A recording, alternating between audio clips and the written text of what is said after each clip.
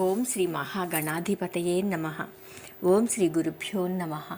ఓం శ్రీ సాయినాథాయ నమ. శ్రీ సాయి సచరిత్రలో 11వ అధ్యాయము.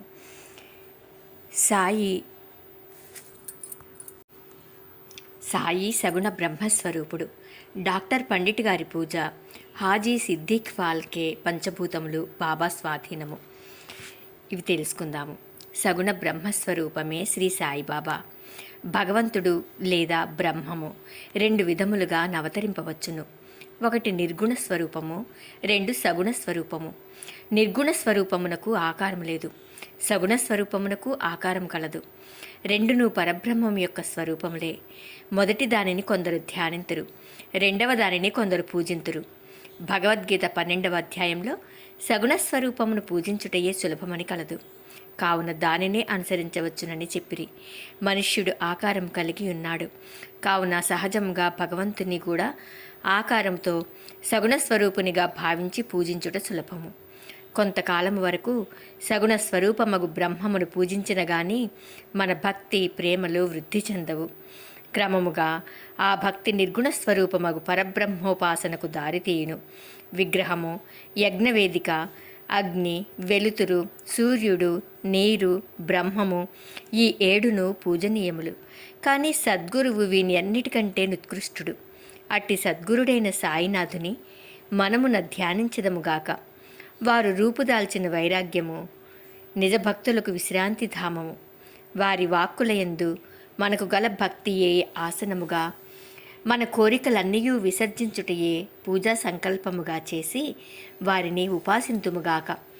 కొందరు సాయిబాబా ఒక భగవద్భక్తుడనెదరు, కొందరు మహాభాగవతుడందరు. కానీ మాకు మాత్రము బాబా సాక్షాత్తు భగవంతుని అవతారమే. వారు క్షమాశీలురు, క్రోధరహితులు, రుజువర్తనులు, శాంతమూర్తులు, నిశ్చలులు, నిత్య సంతుష్టులు. శ్రీ సాయిబాబా ఆకారంతో కనిపించినప్పటికీ వాస్తవములకు వారు నిరాకార స్వరూపులు, నిర్వికారులు, నిస్సంగులు, నిత్యముక్తులు.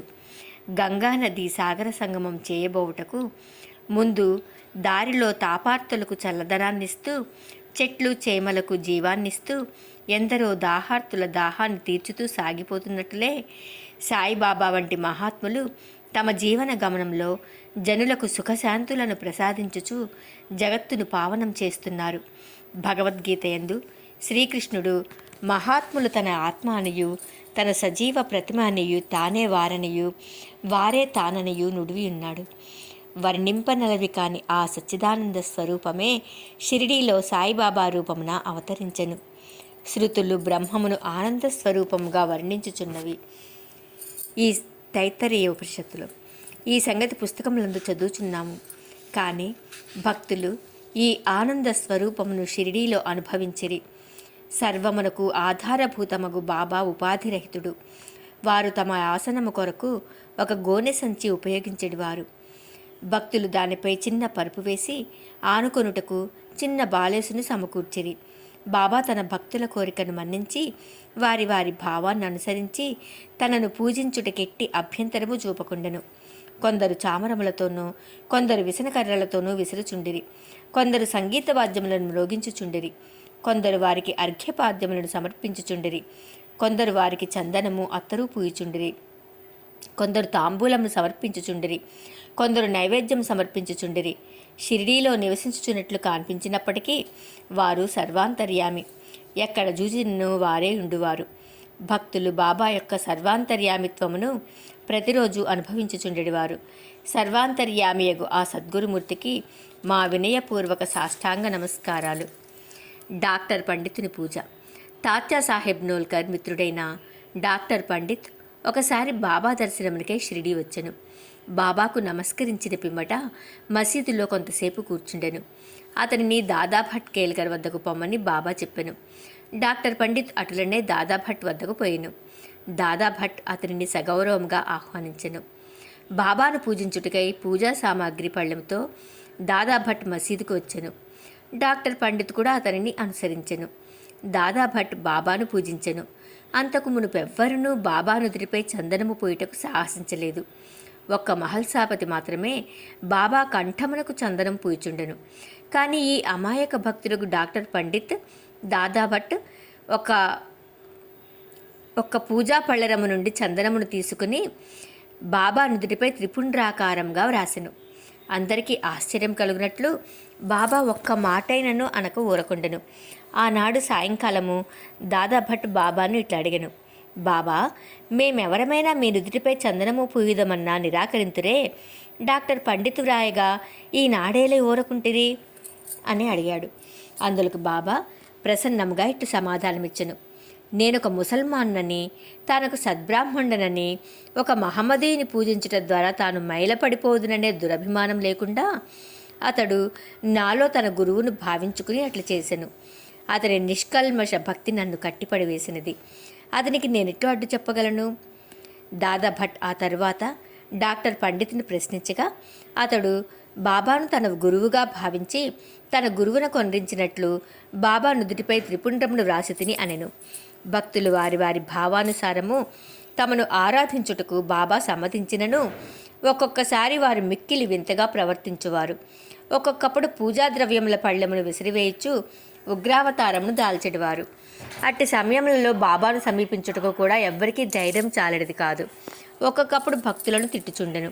ఒక్కొక్కప్పుడు మైనము కంటే మెత్తగా బాగా కనిపించేవారు. అప్పుడు వారు శాంతి క్షమలకు ప్రతిరూపం వల్లే గాన్పించుచుండెరి. బయటికి కోపంతో నూగిపోవచ్చు, కళ్ళెర చేసినప్పటికీ వారి హృదయము మాత్రము మాతృహృదయము వలె అనురాగమయము. వెంటనే వారు తమ భక్తులను ప్రేమతో దగ్గర తీసి, నేనెప్పుడూ ఎవరిపైనా కోపించి ఎరుగను. తల్లి తన బిడ్డలను ఎక్కడైనా తరిమివేయినా, సముద్రము తనను చేరు నదులను ఎప్పుడైనా తిరిగికొట్టినా నేను మిమ్మల్ని ఎందుకు నిరాదరించెదను? నేనెప్పుడు మీ యోగక్షేములన్నే అపేక్షించెదను. నేను మీ సేవకుడను. నేనెప్పుడు మీ వెంటనేయుండి పిలిచినా పలుకుతాను. నేనెప్పుడూ కోరేది మీ ప్రేమను మాత్రమే అనడివారు. హాజీ సిద్దిక్ ఫాల్కే. బాబా ఎప్పుడు ఏ భక్తుని ఎట్లు ఆశీర్వదించునో ఎవరికీ తెలియదు. అది కేవలము వారి ఇచ్ఛపై ఆధారపడి ఉండెను. హాజీ సిద్దిక్ ఫాల్కే కథ ఇందుకు ఉదాహరణము. సిద్దిక్ ఫాల్కే అయిన మహమ్మదీయుడు కళ్యాణ నివాసి. మక్కా మదీనా యాత్రలు చేసిన పిమ్మట షిరిడీ చేరెను. అతడు చావడి ఉత్తర భాగమున బస చేసెను. 9 నెలలు షిరిడీలో ఉన్నను బాబా వారిని మసీదులో పాదము పెట్టనివ్వలేదు. అతడు మసీదు ముందున్న ఖాళీ జాగాలో కూర్చొనిచుండెను. ఫాల్కే మిక్కిలి నిరాశ నిస్పృహలకు లోనయ్యెను. ఏమి చేయుటకు అతనికి తోచుకుండెను. నిరాశ చెందవద్దని నందీశ్వరుని ద్వారా వెళ్ళిన శివుడు ప్రసన్నుడైనట్లు మాధవరావు దేశపాండే శ్యామ ద్వారా బాబా వద్దకెళ్ళిన అతని మనోరథము సిద్ధించుననియు కొందరు భక్తులు అతనికి సలహా ఇచ్చిరి. అటులే అని తన తరఫున బాబాతో మాట్లాడమని శ్యామను ఫాల్కే వేడుకొనెను. శ్యామ అందులకు సమ్మతించి ఒకనాడు సమయం కనిపెట్టి బాబాతో నిట్లనియేను, బాబా, ఆ ముదుసలి హాజీని మసీదులో కాలు పెట్టనీయవేలా? ఎంతోమంది వచ్చి నిన్ను దర్శించిపోతున్నారు. ఆ హాజీని మాత్రం ఎందుకు ఆశీర్వదించవు? దానికి బాబా ఇట్లని జవాబిచ్చెను, శ్యామ, ఇటువంటి విషయాలలో నీవు ఇంకా పసివాడవు. నీకివన్నీ అర్థం కావు. అల్లా ఒప్పుకొనిచో నేనేమి చేయగలను? అల్లా మీ ఆ కటాక్షము లేనిచో ఈ మసీదులో పాదము పెట్టగలుగు వారెవ్వరు? సరే, నీవు వాని వద్దకు పోయి వానిని బారవి బావి వద్దనున్న ఇరుకు కాలిబాటకు రాగలడేమో అడుగుము. శ్యామ పోయి హాజీని ఆ విషయం అడిగి తిరిగి బాబా వద్దకొచ్చి హాజీ అందులకు సమ్మతించినని చెప్పెను. 40,000 రూపాయలు 4 వాయిదాలలో ఇవ్వగలడేమో కనుక్కొనమని తిరిగి బాబా అడిగాను. శ్యామ వెంటనే పోయి హాజీ తాను కూడా 4 లక్షలు కూడా ఇచ్చుటకు సిద్ధంగా ఉన్నానని జవాబు తెచ్చెను. సరే, మరలపోయి వానిని ఇట్లడుగుము, మసీదులో ఈనాడు మేకను కోసెదము. వానికి దాని మాంసం కావాలనో వృషణములు కావాలనో కనుగొనుము. బాబా వారి కొళంబ మసీదులో బాబా భిక్ష చేసి తెచ్చిన పదార్థం నుంచి మట్టి పాత్రలో ఉన్న చిన్న ముక్కతోనైనా సంతృష్టి చెందేదనని శ్యామ ద్వారా హాజీ బదులు చెప్పెను.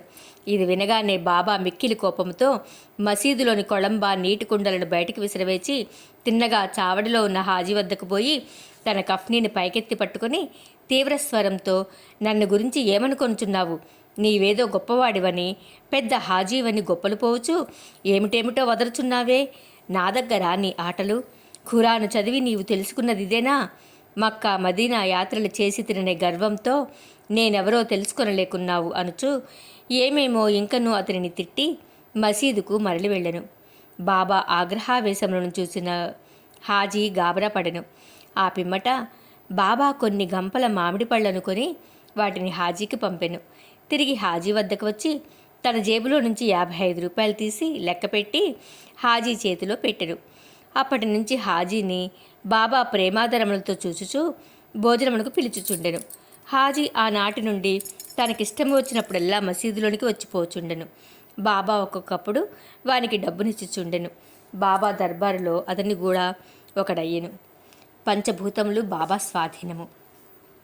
బాబాకు పంచభూతములు స్వాధీనములని తెలిపే 2 సంఘటనలను వర్ణించిన పిమ్మట ఈ అధ్యాయమును ముగించెదను. 1. ఒకనాడు సాయంకాలము షిరిడీలో గొప్ప తుఫాను సంభవించెను. నల్లని మేఘములు ఆకాశమును కప్పెను. గాలి తీవ్రముగా వీచెను. ఉరుములు మెరుపులతో కుంభవృష్టి కురిసెను. కొంతసేపటిలో నేల అంతయు జలమయమయ్యెను. పశుపక్ష్యాది జీవకోటితో సహా జనులందరూ మిక్కిలి భయపడిరి. షిరిడీ గ్రామంలో కొలువయ్యున్న శని, శివపార్వతులు, మారుతి, ఖండోబా మొదలైన దేవతలెవ్వరూ వారిని ఆదుకొనలేదు. కావున వారందరూ మసీదుకొచ్చి బాబాను శరణుజొచ్చిరి. తుఫానును ఆపివేయుడని బాబాను వేడుకొనిరి. ఆపదలోనున్న జనులను చూచి బాబా మనస్సు కరిగెను. వారు బయటకు వచ్చి మసీదు అంచున నిలబడి బిగ్గరగా, ఆగు, నీ తీవ్రతను తగ్గించు, నెమ్మదించు అని గర్జించిరి. కొన్ని నిమిషములలో వర్షం తగ్గెను. గాలి వీచుట మానెను. తుఫాను ఆగిపోయెను. చంద్రుడు ఆకాశమును గనిపించెను. ప్రజలందరూ సంతుష్టి చెంది వారి వారి గృహములకు బోయిరి. ఇంకొకప్పుడు మిట్ట మధ్యాహ్నము ధునిలోని మంటలు అపరిమితముగా లేచెను. మంటలు మసీదు కప్పుకున్న దూలములకు తాకునట్లు ఎగయుచుండెను. మసీదులో కూర్చున్న వారికేమి చేయుటకు తోచలేదు. ధునిలోని కట్టెలు తగ్గింపుడని గాని, నీళ్లు పోసి మంటలు చల్లార్పుడని గాని బాబాకు సలహానిచ్చుటకు వారు భయపడుచుండిరి. వారి భయాందోళనలను బాబా వెంటనే గ్రహించి తమ సటకాతో ప్రక్కనున్న స్తంభంపై కొట్టుచు, దిగు దిగు, శాంతించుము అనిరి. ఒక్కొక్క సటకా దెబ్బకు కొంచెం కొంచెం చొప్పున మంటలు తగ్గిపోయి ధుని యథాపూర్వము మితముగా మండసాగెను. భగవద్ అవతారమైన శ్రీ సాయినాథుడట్టివారు. వారి పాదములపై బడి సాష్టాంగ నమస్కారం చేసి సర్వస్వ శరణాగతి వేడిన వారి నెల్లవ వారు కాపాడెదరు. ఎవరైతే భక్తి ప్రేమలతో ఈ అధ్యాయంలోని కథలను నిత్యము పారాయణ చేసేదరో వారు కష్టములన్నిటి నుండి విముక్తులగుదురు.